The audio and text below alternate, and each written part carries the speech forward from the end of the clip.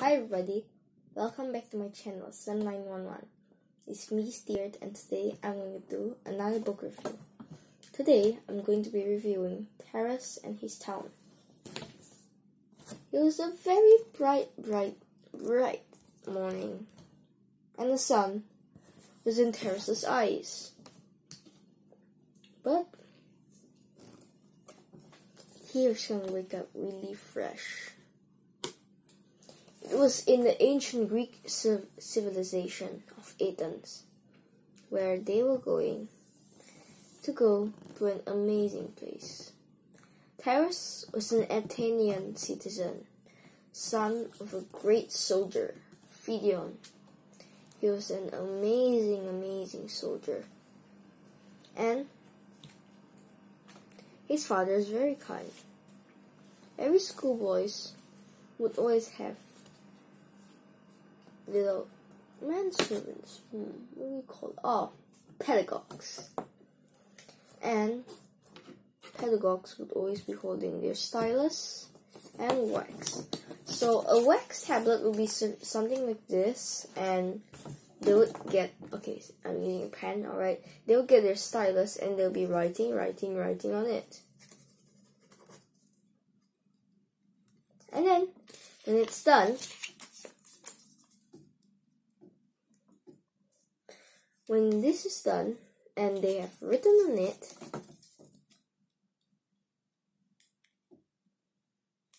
like this, for example, what do? Their master would go and reheat it, and what would happen? It would become something like a blank piece of paper. And this blank piece of paper would really help. Why? Because it's empty. You didn't have to buy any more wax tablets. So you didn't have to use any erasers like nowadays. So he would go to school. Everyone at him teased him, calling him whiteback. Because, as all of you can see here, the boy on the bottom, he was very white because he hadn't been tanning in the sun. Oh, and this is Athena. Athens has started from a long time ago, as it is a myth. There's a myth telling a story why Athens was called Athens.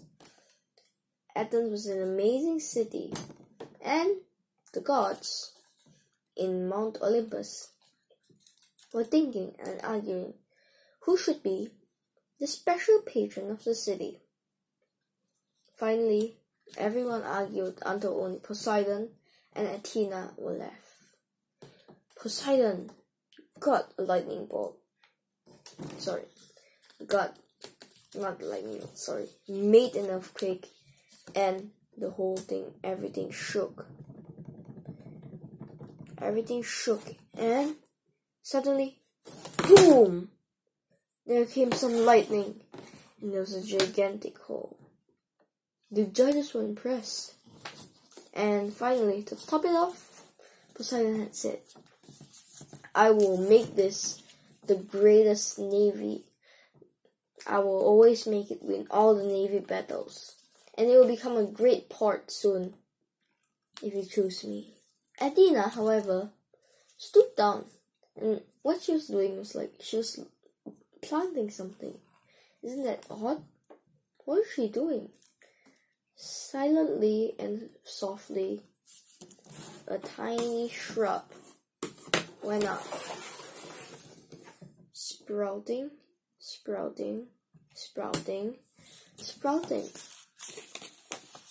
And that little tiny shrub grew really quietly as it went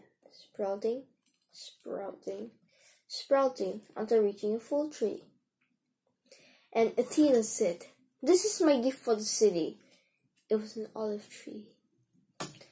The poor man shall season his food with its oil. A rich man shall use it for scents, and I will make this thrive in arts and in the economy. The judges were amazed even more and chose Athena. And that's the story of Athens. Now back to the story. Phaedon, a soldier, a retired great soldier, was the father of Theras, the Athenian. He had given his son 2 drachmas. At that time, 2 drachmas were a lot of money for little boys like Theras. So, he went and showed it to his owners. But his owner said, No, dear. I think you're gonna lose it, said Gergo, his owners. No, Gergo, I'm not gonna lose it, said Theras. But Gergo kept insisting that he must have asked his father to go to Agora, the marketplace where all toys were. But suddenly, when he was in the Agora, running away from home, a toyman kidnapped him. He was looking at the ships when the toyman who sold him a red ball said, "Aye, laddie, where are you going?" "Oh, I'm going home. I sort of ran away from home." "Ah, laddie, over there, see yonder, there is a wonderful ship called the Medusa." "Ah, yes, I've heard it with my dad. I will see it tomorrow." "Aye, no, it will go away tonight." "Oh dear, alright, too bad," said Theras. "But I can take you there." So what did he do? The toyman kidnapped him. When he was looking at it, he said, "Wait a minute, there are only 3 masts. Where's the 4th mast?" The toyman said, "Oh, see yonder over there, I can take you with the boat." Long story short, he was going to get kidnapped, but he was going to take a nap first. He slept. It was getting dark, so he slept.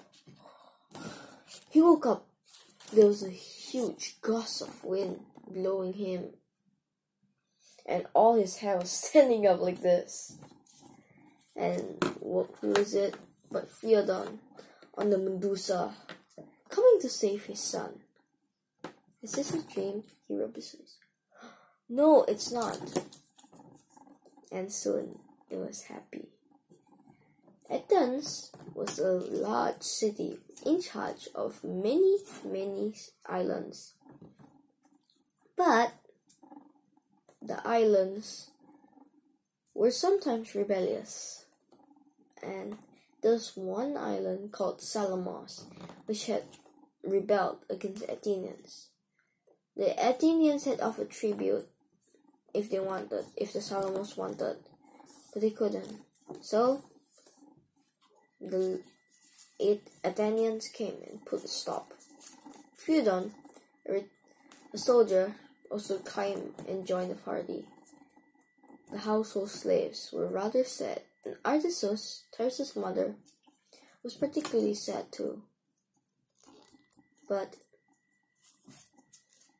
Theras said a silent prayer to Athena, the patron goddess of the city. "Oh, Athena, please help me," he said, and mumbled more prayers. But soon, there came a messenger saying,